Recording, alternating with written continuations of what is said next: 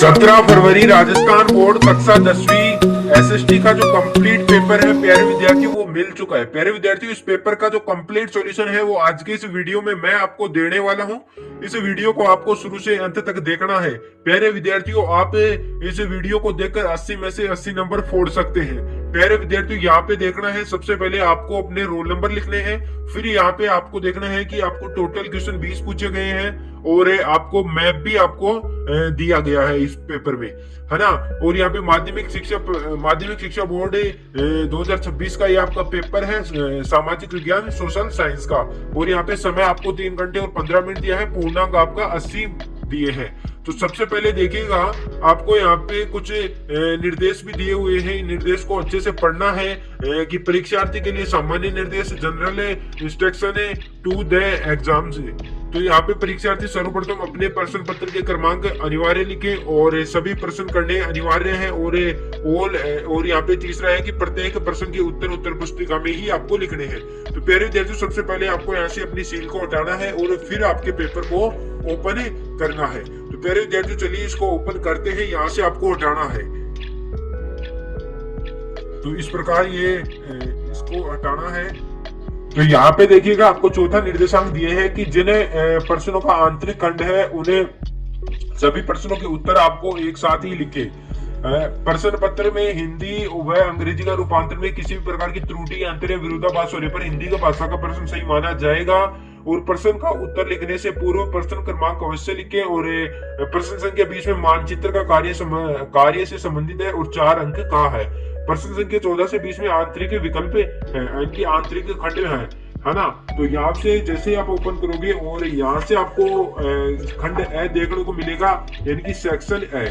तो section A जो आपका ए है, इसके अंदर आपको क्या करना है देखिएगा, बहुविकल्पीय प्रश्नों के निम्न प्रश्नों का उत्तर का सही चयन कर उत्तर पुस्तिका में आपको लिखना है। पहला प्रश्न देखिएगा कि उगते सूर्य की किरणें निम्न में से किसका प्रतीक है।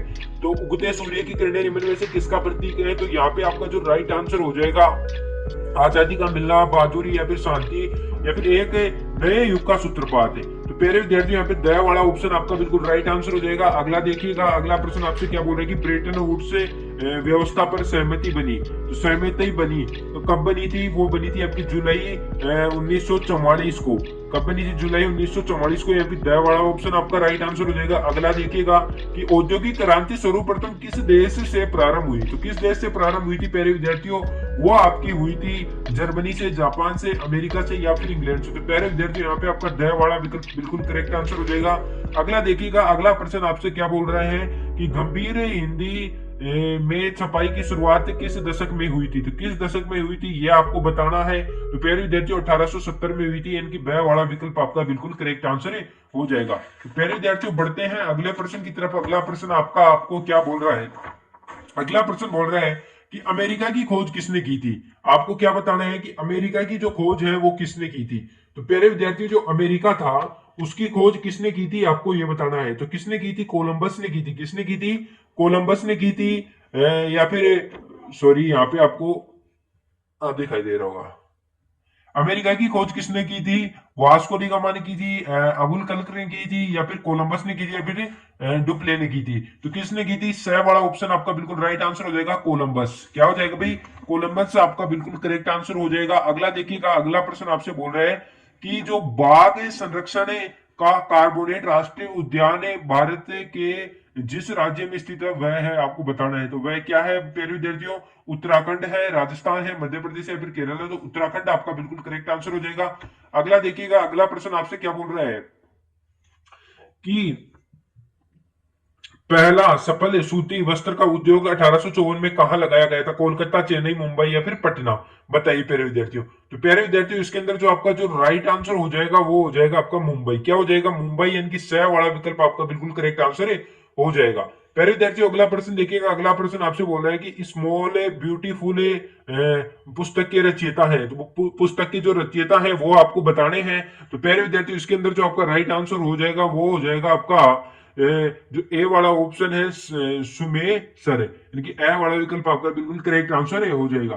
प्यारे विद्यार्थियों बढ़ते हैं अगले प्रश्न की तरफ कि भारत की समुद्री तट रेखा की लंबाई आपको बतानी है। तट रेखा की जो लंबाई है वो आपको बतानी है कितनी। ए ऑप्शन है 7,0615.6 किलोमीटर या फिर 7,761.6 किलोमीटर है, या फिर 7,156.6 किलोमीटर या फिर 7,516.6 किलोमीटर। तो प्यारे विद्यार्थियों जो भारत की समुद्री तट की जो लंबाई है, तो यहाँ पे जो 7,516 किलोमीटर है वो सही हो जाएगा। ठीक है, कितनी लंबाई है 7,516, इनकी द वाला विकल्प आपका बिल्कुल राइट आंसर है। अगला देखिएगा कि भारतीय संविधान की 8वीं अनुसूची में कितनी भाषाओं को रखा गया है। तो कितनी भाषाओं को रखा गया है, वो रखा गया है आपकी 22 भाषाओं को। स वाला ऑप्शन बिल्कुल राइट आंसर हो जाएगा। बेल्जियम की राजधानी ब्रुसेल्स के अधिकतर लोगों की कौन सी भाषा बोलते थे, ये आपको बताना है। डच, फ्रेंच, जर्मनी या फिर जो इतालवी। बताइए प्यारे विद्यार्थियों। तो प्यारे विद्यार्थियों इसके अंदर जो आपका राइट आंसर हो जाएगा वो हो जाएगा फ्रेंच, इनकी बै वाला विकल्प है। अगला देखिएगा, अगला प्रश्न आपसे क्या बोल रहे हैं कि 2011 में देश की आबादी अनुसूचित जातियों का हिस्सा है वो आपको बताना है। तो प्यारे विद्यार्थियों यहाँ पे देखिएगा आपका जो राइट आंसर हो जाएगा वो हो जाएगा 16.6%, 15.5%, 14.4% या फिर 13.3% है। तो प्यारे विद्यार्थियों यहाँ पे जो इसका जो राइट आंसर हो जाएगा वो हो जाएगा 16.6, यानी कि ए वाला ऑप्शन आपका बिल्कुल राइट आंसर हो जाएगा। अगला देखिएगा, अगला प्रश्न आपसे क्या बोल रहे हैं कि राजनीतिक दलों का पंजीकरण की मान्यता कौन प्रदान करता है। तो कौन प्रदान करता है ये आपको बताना है। तो यहाँ पे जो आपका राइट आंसर हो जाएगा विधि आयोग, अल्पसंख्यक आयोग या फिर चुनाव निर्वाचन आयोग या फिर राष्ट्रीय महिला आयोग। तो यहाँ पे आपका स वाला ऑप्शन बिल्कुल करेक्ट आंसर हो जाएगा। अगला देखिएगा कि बैंकों के ऋण के औपचारिक स्रोत की कार्य प्रणाली का नियंत्रण करता है, नियंत्रण कौन करता है ये आपको बताना है प्यारे विद्यार्थियों। तो प्यारे विद्यार्थियों यहाँ पे जो राइट आंसर हो जाएगा, यहाँ पे जो आपका जो राइट आंसर हो जाएगा वो हो जाएगा स्वयं सहायता समूह या फिर सहकारी समिति, राज्य सरकारी या फिर भारतीय रिजर्व बैंक। तो यहाँ पे दया वाला विकल्प आपका बिल्कुल करेक्ट आंसर हो जाएगा। अगला क्वेश्चन देखिएगा, अगला क्वेश्चन आपसे बोल रहा है कि अंतरराष्ट्रीय व्यापार से संबंधित नियमों को निर्धारित करता है, कौन निर्धारित करता है ये आपको बताना है। तो WTO करता है, यानी कि ए वाला विकल्प आपका बिल्कुल करेक्ट आंसर हो जाएगा। प्यारे विद्यार्थियों अगला प्रश्न देखिएगा, अगला प्रश्न बोल रहा है कि वस्तुओं और सेवाओं के लिए मानक प्रदान करता है भारतीय मानक ब्यूरो, एक मार्ग या फिर उपभोक्ता इंटरनेशनल या फिर फूड फोर्टिफिकेशन। बताइए प्यारे विद्यार्थियों। तो यहाँ पे जो आपका राइट आंसर हो जाएगा तो भारतीय मानक ब्यूरो आपका बिल्कुल करेक्ट आंसर हो जाएगा, यानी कि ए वाला विकल्प आपका बिल्कुल राइट आंसर हो जाएगा। अगला देखिएगा, दूसरा प्रश्न आपसे बोला है कि रिक्त स्थानों की आपको क्या करनी है भाई, पूर्ति करनी है। पहला देखिए कि राष्ट्रवाद की प्रथम अभिव्यक्ति सन खालिस्तान में फ्रांसीसी क्रांति के साथ हुई थी। तो यहाँ पे आपका आ जाएगा 1789। यहाँ पे जो आपका आ जाएगा 1789, यानी कि खालिस्तान में आपको क्या फिल करना है, 1789 फिल करना है।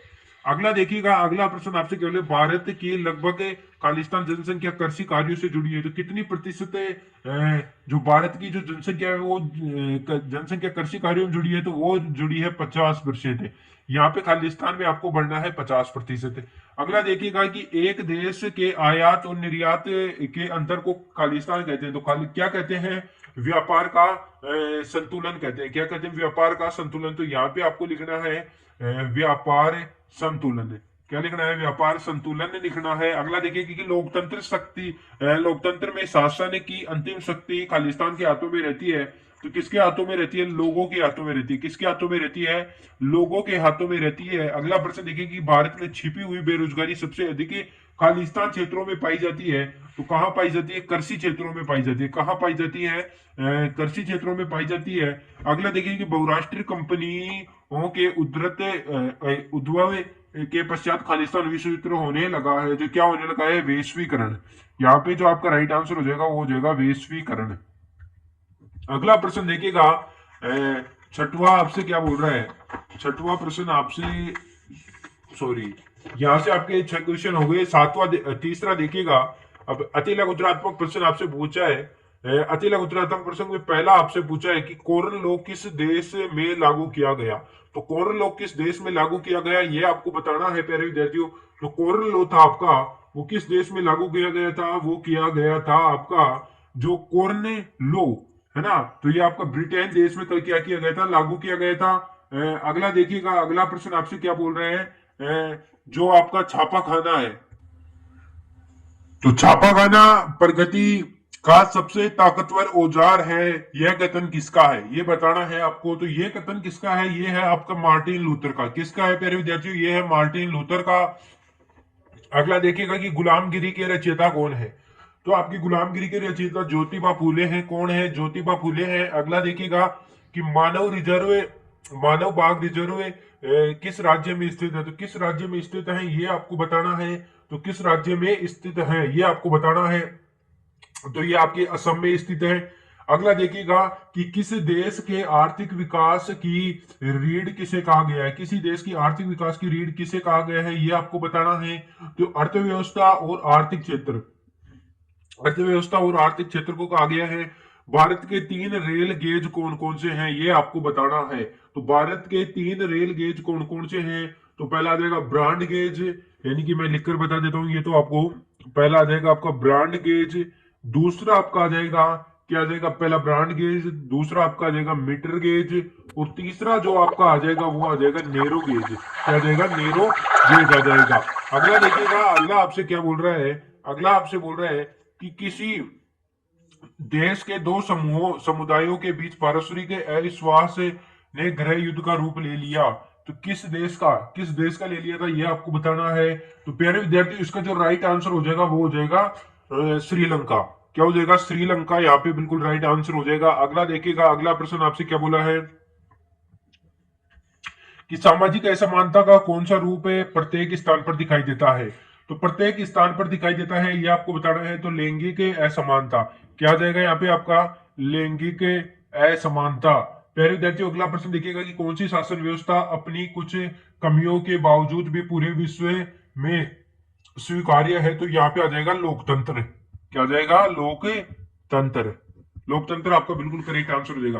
प्यारे विद्यार्थियों, अगला प्रश्न देखिएगा, अगला प्रश्न आपसे क्या बोला है कि भारतीय मुद्रा किस नाम से जानी जाती है, तो भारतीय जो मुद्रा है वह किस नाम से जानी जाती है ये आपको बताना है।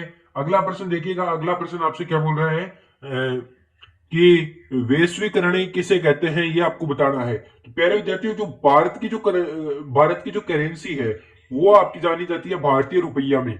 क्या, किस में जानी जाती है, भारतीय रुपयों में। वैश्वीकरण क्या है, तो वैश्वीकरण की ग्लोबलाइजेशन व्यापार, निवेश और तकनीकी प्रवाह द्वारा संचालित देशों के बीच तीव्र एकीकरण की परस्पर निर्भरता की क्या है भाई, प्रक्रिया है। उपभोक्ता के किन्हीं 2 अधिकार आपको लिखने हैं, तो पहला आप लिख सकते हो, पहला अधिकार लिख सकते हो सूचना का अधिकार, दूसरा आप लिख सकते हो चुनने का अधिकार। पहला लिख सकते हो सूचना का अधिकार, और दूसरा आप लिख सकते हो सूचना के अलावा चुनने का अधिकार है।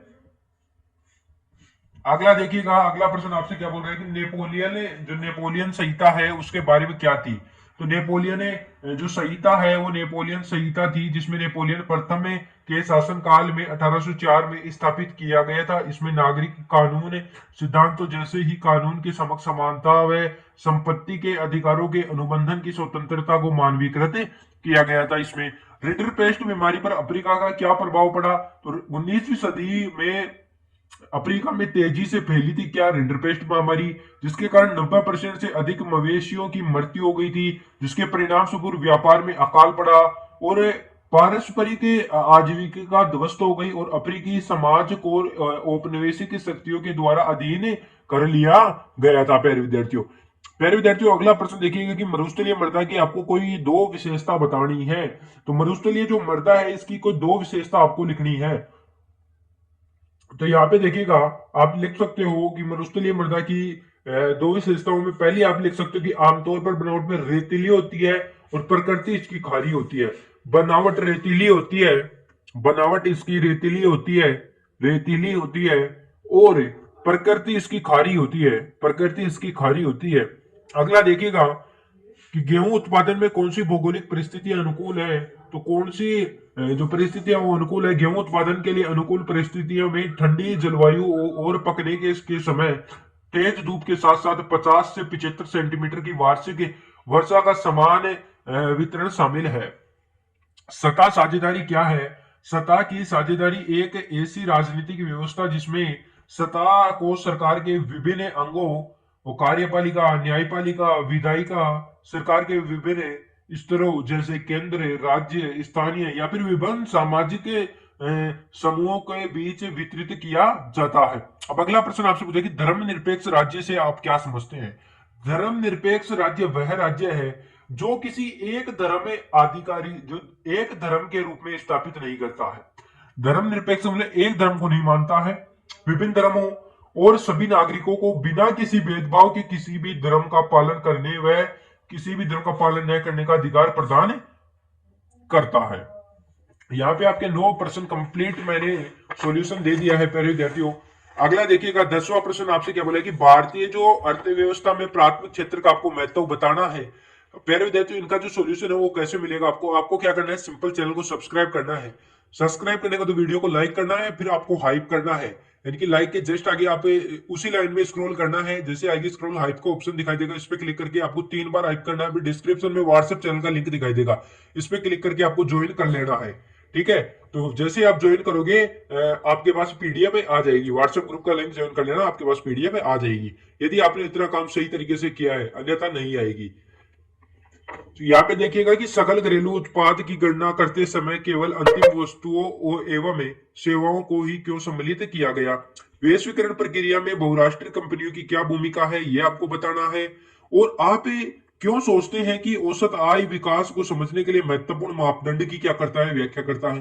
पहले विद्यार्थी, फिर यहाँ से आपका खंड से शुरू होता है, इनकी दीर्घ उत्तरीय है, इनके लॉन्ग आंसर टाइप क्वेश्चन आपसे पूछे गए हैं। बाजार में श्रम की बहुतायत से मजदूर वर्ग के जीवन में पड़ने वाले कोई 3 प्रभाव आपको बताने हैं। अथवा में आपसे पूछे कि बुनकरों और गुमास्तों के बीच टकराव में क्या प्रभाव पड़ा, ये आपको बताना है। पहले विद्यार्थियों, अगला प्रश्न देखिएगा। अगला प्रश्न आपसे क्या बोल रहा है?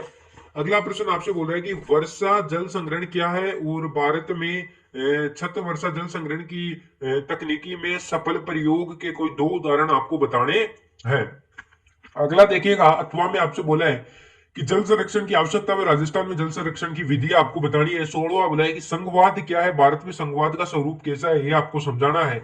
अथवा में आपसे पूछा है कि 1992 में संविधान संशोधन के प्रावधानों को बताना है। और 17वां प्रश्न बोला है कि सभी लोगों के बीच यथोचित दरों पर ऋण क्यों उपलब्ध होना चाहिए, ये आपको बताना है। अथवा में पूछे कि आवश्यकता के दोहरे संयोग में छुपी आवश्यकता को उजागर कीजिए, ये आपको बताना है। खंड द आपसे पूछा कि भारत छोड़ो आंदोलन पर सविस्तार आपको वर्णन करना है, ये आपको 4 नंबर का पूछा गया है। पहले विद्यार्थियों, अब यहाँ पे देखिएगा आपका जो